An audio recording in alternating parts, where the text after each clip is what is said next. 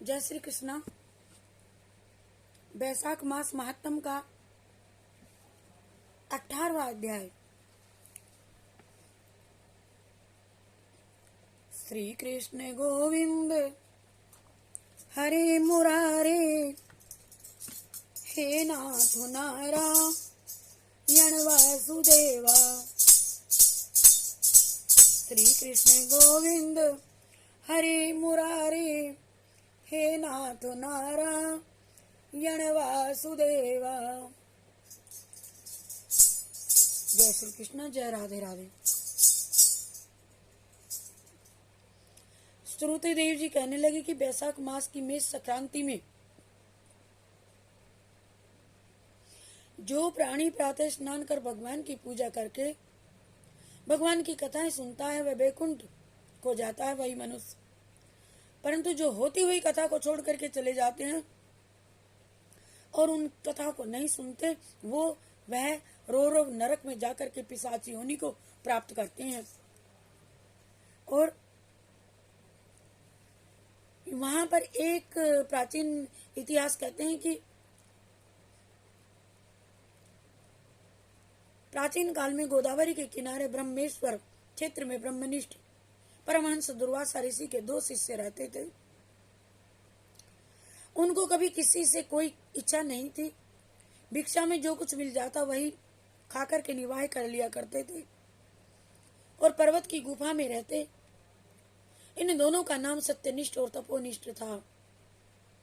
इनमें सत्यनिष्ठ तो सदैव भगवान की कथाएं आदि कीर्तन और भागवत गीता किया करता था, और इनमें जो तपोनिष्ठ, इनमें सत्यनिष्ठ तो सदैव भगवान की कथाएं आदि करता सुनता, कथा सुने बिना अन्न जल ग्रहण नहीं करता। जो वक्ता रोग से पीड़ित होकर के अपने घर कथा कहता तो वह कुएं आदि पर स्नान करके उसके घर जाकर के ही कथा सुनता। कथा समाप्त हो जाने पर अपने नित्य नियम करता। जो मनुष्य इस प्रकार प्रेम से कथा सुनता है वह जन्म मरण के बंधन से छूट जाता है। उसकी भगवान में सच्ची प्रीति भक्ति होती है तथा उसके समस्त दुख नाश हो जाते हैं।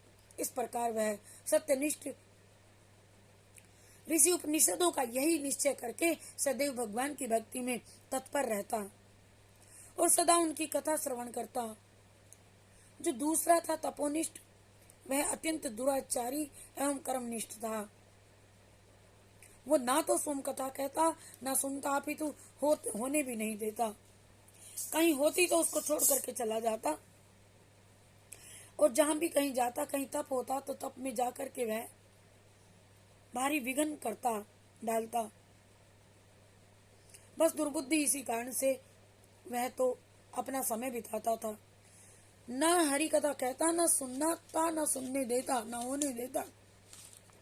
सब जगह वह विघ्न डालता। जब वह मृत्यु को प्राप्त हुआ तो कथा के दुराग्रह से छिन्नकरण नाम वाला बलवान पिशाच समी के वृक्ष पर वह पिशाच बन गया। मर करके वह अपने किए हुए कर्मों का वहां विचार करता हुआ भूख प्यास से दुखित होकर के इधर उधर भटकता रहा। भटकता फिरता था। कदाचित वहां सत्यनिष्ठ भ्रमण करता हुआ एक पैठीन सीपुर में आ गया। मार्ग में दुख से पीड़ित छिन्नकरण नामक पिशाच को उसने देखा तो वह भूख से आतुर बुरी तरह से रो रहा था। उसको देख करके सत्यनिष्ठ कहने लगा कि तुम कौन हो, तुम्हारी ये दशा कैसे हुई, वो सब मुझे बतलाओ। तो वह बोला, प्रभु मैं दुर्वासा का शिष्य तपोनिष्ठ नाम वाला यति हूँ।